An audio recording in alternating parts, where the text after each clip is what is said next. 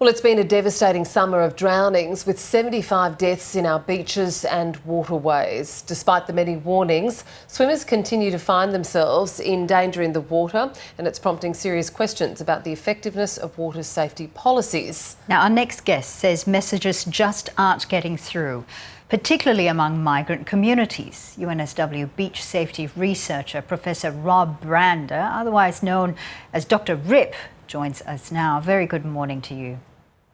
Good morning. Why is it, do you think, these messages are not actually getting through, and particularly to migrant communities? It's a good question. I mean, we did a study a few years ago, and our key message when it comes to beach safety is always to swim between the red and yellow flags. And we did a survey of Southern Asian new migrants, and 28% had either never heard of that message or they didn't understand what it means.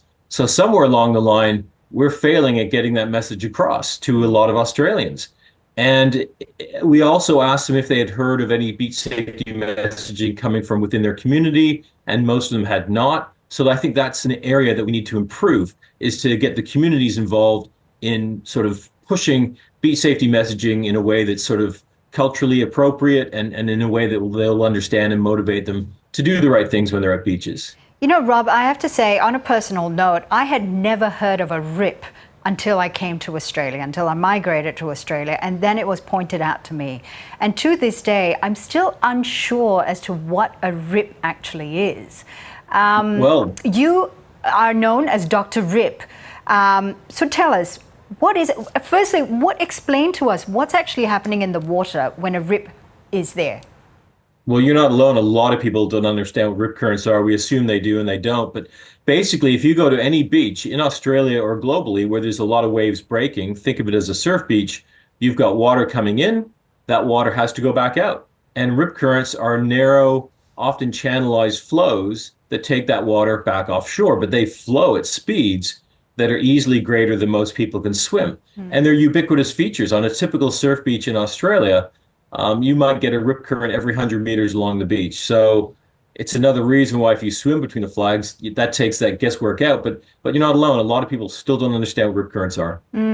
So it was pointed out to me by a friend who educated me about rips and said, listen, white is nice, green is mean, and that's all you have to remember. Is that right? Well, that's good. I mean, that's the saying that I use, because white water, if you look at the beach and you look up and down, white water means the waves are breaking. It's breaking there because it's shallow. You can probably stand up, and that white water is coming to the beach. The green gaps that you see between these areas of white water are deeper channels, and they could be over your head, and it could be a rip current. So when you go to the beach, you always have to spend a few minutes looking up and down, and you're looking for these persistent dark gaps of greener water through that white water. That's the rip. Again, as a migrant, I never thought about swimming on unpatrolled beaches. I come from Southeast Asia, where beaches are not usually patrolled. But it was only here when I came to Australia, and it was, drummed into me, you must swim between the flags, and you must swim between on patrolled beaches. But there are so many beautiful beaches here in Australia that are unpatrolled. So how do you, as a swimmer, ensure that you're safe when you do go into waters and it's not patrolled? Well, you're right. There's so many unpatrolled beaches that are popular, easily accessible, close to tourist accommodation. I think the mantra has to be, when you go to any beach and you want to go in the water, is to always spend a few minutes thinking about beach safety. Do you get mobile phone reception? Are the waves too big? Are the conditions rough? Are there lifeguards further down the beach? Do you know what a rip current is? You have to spend some, and what would you do if something went wrong? Do you have a plan? So I think that's the mantra. You don't cross the road without looking both ways. We need to get it in people's heads that you don't go to the beach without thinking about beach safety. And I think if you're not a good swimmer or a poor swimmer, then the rule is, if in doubt, don't go out. And you certainly don't go in water depths beyond waist depth if you're a poor swimmer. You need to make sure your feet are firmly in the sand. But you have to be you have to be thinking about beach safety all the time. And just on that point about being confident about your swimming skills, you say that often beachgoers are often overestimating their safety knowledge and their ocean swimming abilities. How do you know you're up to that level when you can go out into the water and swim in the ocean? Oh, I don't know. I mean, we find that males typically overestimate everything, including their swimming ability and their confidence in spotting rips. But I think if you're a regular ocean user and that comes with time, so you become a surfer or you become a regular body surfer and you understand how waves break and you understand how rips work, it takes time. I mean, I've been swimming in the ocean for, well, gosh, almost all my life and jumping into rips for body surfing and whatever. And still every now and then I jump in a rip and I just think I shouldn't have done that. But I have flippers on and I have a hand plane and I have all these things. So the average person, you should never be complacent and you should never think you are always experienced for all conditions. I think that overconfidence is really a problem.